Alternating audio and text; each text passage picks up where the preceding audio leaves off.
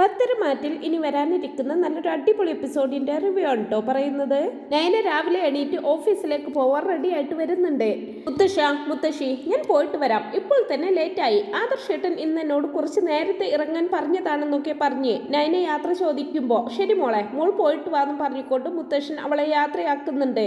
അതേസമയം തന്നെ തന്റെ മകളുടെ കൂടെ 2 ദിവസം നിൽക്കാൻ എന്ന വ്യാജേന അവിടെ കയറിക്കൂടിയ രേവതി കയ്യിൽ കുറച്ച് തുണികളുമായിട്ട് അവിടേക്ക് വരുന്നുണ്ട്. എന്നിട്ട് പറയുന്നുണ്ട്, നൈനെ ഒന്നവിടെ നിന്നേ, നീ ഇത്ര രാവിലെ ഓഫീസിലേക്ക് പോയാൽ എങ്ങനെയാ? ഇവിടുത്തെ ജോലികളൊക്കെ ആര് ചെയ്യും? ദേ നോക്ക്, ഇത് എന്റെ കുറച്ച് സാരികളാണ്, ഇതെല്ലാം ഒന്ന് അലക്കിയിട്ട് നീ ഓഫീസിലേക്ക് പോയാൽ മതി എന്നൊക്കെ രേവതി പറയുമ്പോൾ നയന ഒന്നും മിണ്ടാതെ രേവതിയെ തന്നെ തുറിച്ചു നോക്കുകയാണ്. നീ എന്താടി എന്നെ കാണാത്തത് പോലെ നോക്കുന്നത്? ഞാൻ നിന്നോട് തന്നെയാണ് പറയുന്നത്, നിനക്കെന്താ ചെവി കേൾക്കുന്നില്ലേ എന്നെല്ലാം രേവതി ആരെയും കൂസാതെ നയനയോട് പറയുന്നുണ്ടെങ്കിലും നയന അതൊന്നും ശ്രദ്ധിക്കാതെ ഓഫീസിലേക്ക് പോവാൻ ഇറങ്ങുകയാണ്. ഏടത്തി എന്ത് പണിയാ ഈ കാണിക്കുന്നത്? ഏടത്തി എന്റെ അമ്മ പറഞ്ഞത് കേട്ടില്ലേ? അതിന് മറുപടി കൊടുക്കാതെ ഓഫീസിലേക്ക് പോകുന്നോ? ആദ്യം എന്റെ അമ്മ പറഞ്ഞ ജോലി ചെയ്യേ, അതിനുശേഷം മതി ഓഫീസിലേക്ക് പോക്കൊക്കെ എന്ന് പറയുകയാണ് അനാമിക. നയനയാണെങ്കിൽ ഒരു പുച്ഛത്തോടെ, അതെന്ത് വർത്തമാനമാ അനാമിക? ഞാൻ എന്തിനു നിന്റെ അമ്മയുടെ തുണികളൊക്കെ വാഷ് ചെയ്ത് കൊടുക്കണം? എനിക്കതിന്റെ ഒരു ആവശ്യവുമില്ല. ഇനി നിനക്ക് അത്ര നിർബന്ധമാണെങ്കിൽ നീ തന്നെ അങ്ങ് അലക്കിയേക്കെന്ന് പറയുകയാണ് നയന. അനിയുടെ അമ്മ ഇതൊന്നും കാണുന്നില്ലേ? ഏടത്തി എന്തൊരു അഹങ്കാരത്തോടെയാ എന്നോട് മറുപടി പറയുന്നത്? എങ്ങനെയാ അഹങ്കാരം ഇല്ലാണ്ടിരിക്കുക? ലക്ഷക്കണക്കിന് രൂപ ശമ്പളം കിട്ടാൻ തുടങ്ങിയപ്പോൾ ഏടത്തിയുടെ സ്വഭാവമൊക്കെ പാടെ മാറി. അതൊന്നും ഇവിടെ ആർക്കും കണ്ണു കാണില്ല. എല്ലാവരും കൂടി ഏടത്തി അങ്ങ് തലയിലേറ്റ് വെച്ചിരിക്കുകയല്ലേ. അതൊക്കെ പോട്ടെ, ഏടത്തിക്ക് പോയി എന്റെ അമ്മയുടെ സാരികളൊന്ന് അലക്കി തേച്ച് കൊടുക്കാൻ പറ്റുമോ ഇല്ലയോ എന്ന് അനാമിക വീണ്ടും ചോദിക്കുമ്പോ അത് കേട്ടുകൊണ്ട് ദേവിയാനി അവിടേക്ക് വരുന്നുണ്ട്. അനാമികെ, നയന മോള് ചെയ്യാൻ പറ്റില്ലെന്ന് പറഞ്ഞത് നീ കേട്ടില്ലായിരുന്നോ? നയന മോൾക്ക് ഇപ്പോൾ തന്നെ ഓഫീസിലേക്ക് പോവാൻ ലേറ്റ് ആയിരിക്കുക. അനാമികയ്ക്ക് ഇവിടെ പ്രത്യേകിച്ച് പണിയൊന്നുമില്ലല്ലോ. അതുകൊണ്ട് തൽക്കാലം നിന്റെ അമ്മയുടെ തുണികളൊക്കെ നീ തന്നെ അലക്കി കൊടുക്ക്. അലക്കി എന്ന് വെച്ച് ആരുടെയും കയ്യിൽ വളയൊന്നും ഊരി പോകില്ലല്ലോ എന്നൊക്കെ പറയുന്നുണ്ട് ദേവിയാനി. അത് പിന്നെ വല്യമ്മേ, എനിക്ക് അലക്കാൻ മടി ഉണ്ടായിട്ടൊന്നുമല്ല. ഓഫീസിലേക്ക് പോവാൻ തുടങ്ങിയപ്പോൾ ഏടത്തി ഇപ്പോൾ നിലത്തൊന്നുമല്ല നിൽക്കുന്നത്. അഹങ്കാരത്തോടെ സംസാരിച്ചത് വല്യമ്മയും കേട്ടില്ലായിരുന്നോ? ആ അഹങ്കാരത്തിന്റെ കൊമ്പ് ഓടിക്കണമെന്നേ ഞാൻ ഉദ്ദേശിച്ചിട്ടുള്ളൂ.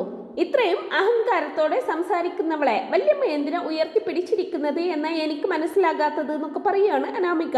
കണ്ണടച്ച് ആരെയും സപ്പോർട്ട് ചെയ്യുന്ന കൂട്ടത്തിലല്ല അനാമിക. ഇവിടെ ഇപ്പോ നയനയുടെ ഭാഗത്ത് ന്യായം ഉള്ളത് കൊണ്ട് മാത്രമാണ് ഞാൻ അവളെ സപ്പോർട്ട് ചെയ്യുന്നത്. അവൾക്ക് ഓഫീസിൽ ഒരുപാട് വർക്കുകൾ ചെയ്തു തീർക്കാനുണ്ടാകും. അതുകൊണ്ട് നയന മോളെ വിട്ടേക്ക്, അവൾ പോയിക്കോട്ടെ എന്നൊക്കെ ദേവയാനി പറയുമ്പോ വല്യമ്മയുടെ മരുമകൾ ഓഫീസിലേക്ക് പോകുന്നത് കൊണ്ട് ഈ വീട്ടിലെ ഒരു ജോലിയും ചെയ്യണ്ടെന്നാണോ വല്യമ്മ പറഞ്ഞു വരുന്നത് എന്നൊക്കെ അനാമിക വീണ്ടും ചോദിക്കുമ്പോ നയന മോള് ഈ വീട്ടിൽ ഉണ്ടായിരുന്ന സമയത്തൊക്കെ എല്ലാ ജോലികളും ഒരു മടിയും കൂടാതെ ചെയ്തിരുന്നു. പക്ഷെ നയന മോള് ഉണ്ടാക്കുന്ന ഭക്ഷണം നിനക്ക് ഇഷ്ടമല്ലെന്നും നീ കഴിക്കില്ലെന്നും അനാമിക തന്നെയല്ലേ പറഞ്ഞത്? എന്നിട്ടും രാവിലെ എണീറ്റ് ദേവയാനിയുടെ കൂടെ കിച്ചണിൽ കയറി എല്ലാം ഒരുക്കി വെച്ചിട്ട് തന്നെയാണ് നയന മോള് ഓഫീസിൽ പോവാൻ റെഡി ആവുന്നതെന്ന് പറയുകയാണ് മുത്തശ്ശി. എന്റെ 1-2 സാരി അലക്കി എന്ന് വെച്ച് ഇവളുടെ അഭിമാനമൊന്നും ഇല്ലാണ്ടാവാൻ പോകുന്നില്ലല്ലോ. എനിക്കാണെങ്കിൽ കൈക്ക് നല്ല വേദനയായിട്ടാണ്. അനാമിക മോൾക്കാണെങ്കിൽ കൈയുടെ സൗന്ദര്യം പോകുമെന്നും പറഞ്ഞ് അവൾ ഒന്നും വാഷ് ചെയ്യാറില്ല. അപ്പൊ പിന്നെ നയനയല്ലാതെ മറ്റാരാ ഇവിടെ ഇത് അലക്കാനുള്ളതെന്നൊക്കെ പറയുകയാണ് രേവതി, നീ എന്ത് അധികാരത്തിലാണ് എന്റെ മരുമകളോട് ഇങ്ങനെയൊക്കെ കൽപ്പിക്കുന്നത്? നീ ഉത്തരവിടുന്നതിനനുസരിച്ച് എല്ലാ ജോലികളും ചെയ്തു തീർക്കാൻ നീ ക്യാഷ് കൊടുത്തു വെച്ച വേലക്കാരിയൊന്നുമല്ല നയന മോള്. നയനയുടെ വീട്ടുകാർക്ക് ഒരു പക്ഷേ ക്യാഷ് ഇല്ലായിരിക്കും, പക്ഷെ ആത്മാഭിമാനം എന്നൊന്നുണ്ട് എന്നൊക്കെ പറയുന്നുണ്ട് കേട്ടോ ദേവയാനി. അമ്മേ, രാവിലെ തന്നെ ഇതിന്റെ പേരിൽ ഇവിടെ ഒരു പ്രശ്നം വേണ്ട. അനാമികയുടെ അമ്മയ്ക്ക് അത്ര നിർബന്ധമാണെങ്കിൽ ഞാൻ ഇതെല്ലാം വാഷ് ചെയ്ത് കൊടുത്തിട്ട് ഓഫീസിലേക്ക് പോയിക്കൊള്ളാം എന്ന് പറഞ്ഞ് നയന തന്റെ ബാഗ് അവിടെ വെച്ച് രേവതിയുടെ അരികിലേക്ക് വരാൻ തുടങ്ങുമ്പോ നീ ഒന്ന് ചുമ്മാതിരിക്ക് നയനെ. ഇവരൊക്കെ എന്ത് വൃത്തികേട് പറഞ്ഞാലും നീ എന്തിനാ അപ്പോൾ തന്നെ അത് അനുസരിക്കാൻ പോകുന്നത്? ഈ ഓഫീസിൽ പോയി ജോലി ചെയ്യുന്നതിനുള്ള മുഴുത്ത അസൂയയാണ് ഇവർക്കൊക്കെ. നീ എന്തിനാ വെറുതെ ഇവരോട് സംസാരിച്ച് നിന്ന് നിന്റെ എനർജി വേസ്റ്റ് ആക്കാൻ നിൽക്കുന്നത്? നീ ഇപ്പോ ഓഫീസിലേക്ക് പോവാൻ ഇറങ്ങിയതല്ലേ, അതുകൊണ്ട് അത് തന്നെ ചെയ്താൽ മതി എന്ന് പറയുകയാണ് ദേവയാനി. അതെ നയനെ, അമ്മ പറഞ്ഞത് കേട്ടില്ലേ? ഇന്ന് ഇമ്പോർട്ടന്റ് ക്ലയന്റ് വരുന്ന ദിവസമാണ്. ആ സമയത്ത് നീ അവിടെ ഓഫീസിൽ വേണം. അല്ലാതെ നീ അനാമികയുടെ തുണി അലക്കാൻ നിന്നാൽ നഷ്ടപ്പെടുന്നത് 100 കോടി രൂപയുടെ പ്രൊജക്റ്റാണ്. നോക്കി നിൽക്കാതെ നീ ഇങ്ങ് വന്നേ, ഒരുപാട് ഡിസൈനുകൾ ചെയ്തു തീർക്കാനുണ്ടെന്നും പറഞ്ഞുകൊണ്ട് ആദർശ നയനയുടെ കൈ പിടിച്ചുകൊണ്ട് അങ്ങ് പോകുന്നുണ്ട്.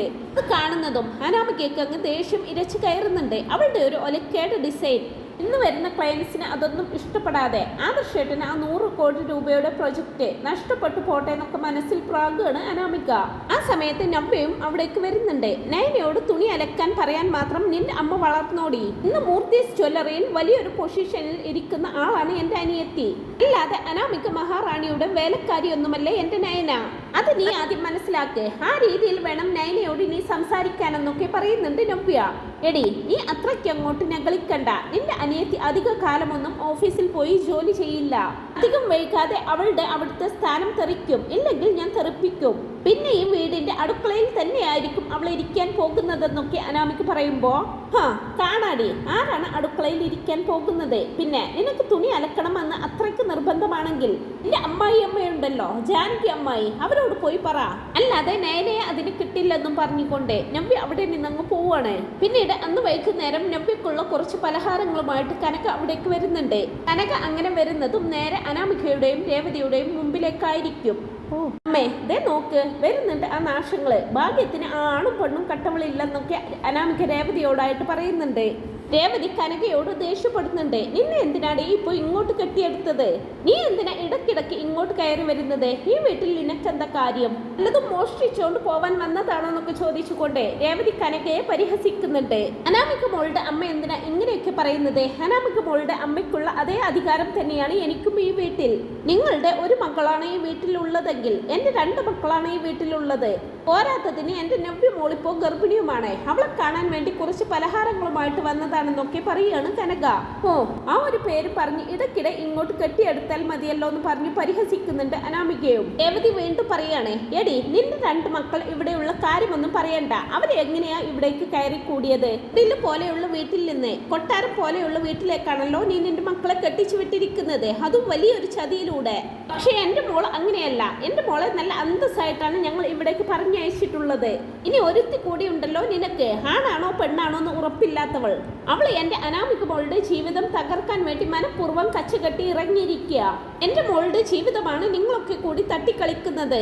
അനന്തപുരി തറവാടിന്റെ പടി ചവിട്ടാനുള്ള യോഗ്യത പോലും നിനക്കോ നിന്റെ മക്കൾക്കോ ഇല്ലടി എന്നെല്ലാം പറഞ്ഞ് കനക ദേഷ്യത്തോടെ എന്തൊക്കെയോ അങ്ങ് വിളിച്ചു പറയുകയാണ്. ആ സമയം തന്നെ ദേവയാനി അവിടേക്ക് വരുന്നുണ്ട്. രേവതി, നീ എന്തൊക്കെയാണ് ഈ വിളിച്ചു പറയുന്നതെന്ന് വല്ല ബോധവും നിനക്കുണ്ടോ? കനക ഇവിടേക്ക് വന്നിട്ടുണ്ടെങ്കിൽ കനകയ്ക്ക് ഇവിടേക്ക് വരാനുള്ള എല്ലാ അവകാശവും ഉണ്ട്. രവിയെ കാണാൻ വേണ്ടിയാണ് കനക വന്നിട്ടുള്ളത്. രേവതി എന്തിനാ അത് വലിയ വിഷയമാക്കി എടുക്കുന്നത്? അല്ലെങ്കിൽ തന്നെ കനകയെ തടയാൻ മാത്രം എന്ത് അധികാരമാണ് രേവതിക്ക് ഈ വീട്ടിലുള്ളതെന്ന് ചോദിക്കുന്നുണ്ട് ദേവയാനി. അത് പിന്നെ വല്യമ്മേ, ഈ സ്ത്രീയാണ് നന്ദുവിനെ അനിയുമായിട്ട് അടുപ്പിക്കുന്നത്. എന്റെ ജീവിതം തകർക്കാൻ നോക്കുന്നവരെ ഈ വീട്ടിലേക്ക് കയറി വരുന്നതിൽ എനിക്ക് താല്പര്യമില്ല വല്യമ്മേ. സ്വന്തം മകളുടെ ജീവിതം തകരുമോ എന്നുള്ള പേടി കൊണ്ടായിരിക്കും എന്റെ അമ്മയും അങ്ങനെയൊക്കെ പറഞ്ഞത്. വല്യമ്മേ, ഇവരിവിടെ നിൽക്കുന്നത് എനിക്ക് ഇഷ്ടമല്ല വല്യമ്മേ. വല്യമ്മ ഇവരോട് ഇറങ്ങിപ്പോവാൻ പറയാന്നൊക്കെ പറയുകയാണ് അനാമിക. അതിന് ദേവയാനി എന്തോ മറുപടി കൊടുക്കാൻ പോകുമ്പോ, അയ്യോ വേണ്ട, ഞാൻ കാരണം ഇവിടെ ഒരു പ്രശ്നം വേണ്ട. ഞാൻ ഇവിടെ നിന്ന് ഇപ്പൊ തന്നെ പോയിക്കോളാം. പകരം ആദർശമോന്റെ അമ്മ ഈ പലഹാരങ്ങളൊക്കെ നവ്യ മോളെ ഒന്ന് ഏൽപ്പിച്ചാൽ മതി എന്ന് പറഞ്ഞ് കനക അത് ദേവയാനിയുടെ കയ്യിലേക്ക് കൊടുക്കുന്നുണ്ട്. അത് കാണുന്നതും ദേഷ്യം വരുന്ന അനാമിക കല്ലി തുള്ളിക്കൊണ്ട് മുന്നോട്ട് വന്ന് ആ പലഹാരപ്പൊതി വാങ്ങി പുറത്തേക്ക് വലിച്ചെറിയാണ്. അവരുടെ ഒരു പലഹാരം എന്റെയും അനിയുടെയും ജീവിതം തകർത്തിട്ട് ഇവിടെ ആരും അങ്ങനെ സന്തോഷിക്കേണ്ട. നിങ്ങൾ കൊണ്ടുവന്ന പലഹാരങ്ങൾ ആ നവ്യ കഴിക്കുന്നത് എനിക്കൊന്ന് കാണണമെന്ന് അനാമിക പറയുന്നതും, നീ എന്താണ് ഈ കാണിച്ചതെന്ന് ചോദിച്ചുകൊണ്ട് ദേവയാനി അനാമികയുടെ കരണം അടിച്ചു പൊട്ടിക്കുന്നുണ്ട്. വല്യമ്മയെന്ന് വിളിച്ച് വിശ്വസിക്കാനാകാതെ അനാമിക നിൽക്കുമ്പോ, എന്ത് വൃത്തികേട അനാമിക നീ ചെയ്തത്? കനക നവ്യക്ക് വേണ്ടി കഷ്ടപ്പെട്ട് ഉണ്ടാക്കി കൊണ്ടുവന്ന പലഹാരങ്ങളാണ് നീ ഒരു ദാക്ഷിണ്യവും കൂടാതെ വലിച്ചെറിഞ്ഞത്.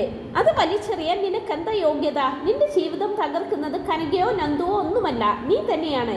ആദ്യം നീ നിന്റെ സ്വഭാവം നന്നാക്കാൻ നോക്ക്, എന്നിട്ട് അനിയെ സ്നേഹിക്കാൻ പഠിക്ക്. അല്ലാതെ അഹങ്കാരത്തോടെ ഓരോന്നും കാണിച്ചു കൂട്ടി ഇതുപോലെ മുമ്പോട്ട് പോവാനാണ് നിന്റെ തീരുമാനമെങ്കിൽ ഈ വീട്ടിൽ ആരും നിന്നെ സപ്പോർട്ട് ചെയ്യാനുണ്ടാവില്ല. ആദ്യം വീട്ടിൽ വന്ന അതിഥികളോട് മാന്യമായിട്ട് പെരുമാറാൻ പഠിക്ക്. ഇപ്പോ വലിച്ചെറിഞ്ഞ് ഈ പലഹാരപ്പൊതി ഉണ്ടല്ലോ, അതെല്ലാം നീ തന്നെ എടുത്തു വെച്ചേ പറ്റൂ.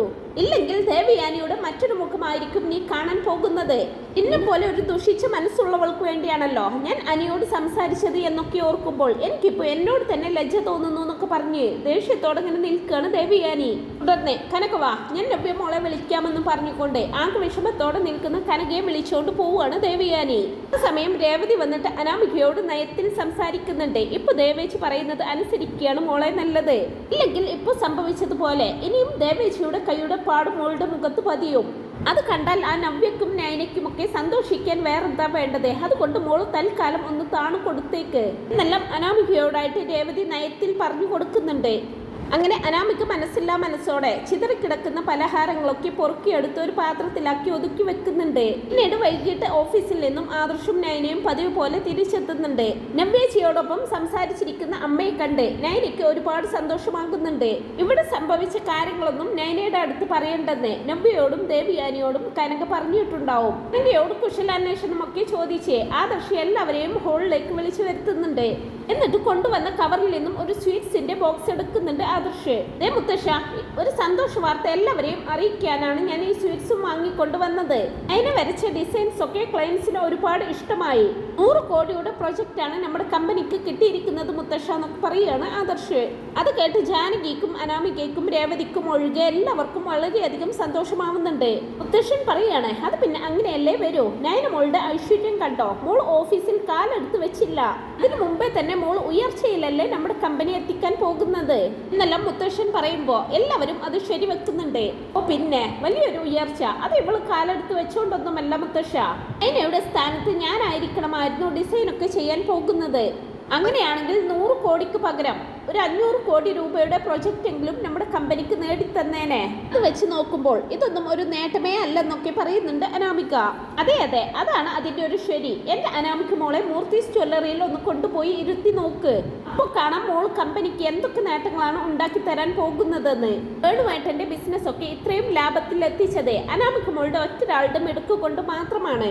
എല്ലാം രേവതി ഇങ്ങനെ വലിയ വീമ്പ് പറയുമ്പോ അമ്മ ഇത് ഓവറാക്കുമെന്നാ തോന്നുന്നത് എന്നെല്ലാം മനസ്സിൽ ചിന്തിക്കുകയാണ് അനാമിക. എന്നാൽ ആദർശം മറ്റുള്ളവരുമൊക്കെ അവരുടെ വാക്കിനൊന്നും യാതൊരു വിലയും കൊടുക്കാതെ ചിരിച്ചു തള്ളുകയാണ് കേട്ടോ ചെയ്യുന്നത്. അങ്ങനെ വളരെ രസകരമായിട്ടുള്ള മുഹൂർത്തങ്ങളാണ് ഇനി വരാനായിട്ട് പോകുന്നത്. ഈ ഒരു റിവ്യൂ നിങ്ങൾക്ക് ഇഷ്ടപ്പെടുന്നുണ്ടെങ്കിൽ വീഡിയോ ഒന്ന് ലൈക്ക് ചെയ്യാനും ചാനൽ ഒന്ന് സബ്സ്ക്രൈബ് ചെയ്ത് സപ്പോർട്ട് ചെയ്യാനും മറക്കല്ലേ friends. Thanks for watching my video.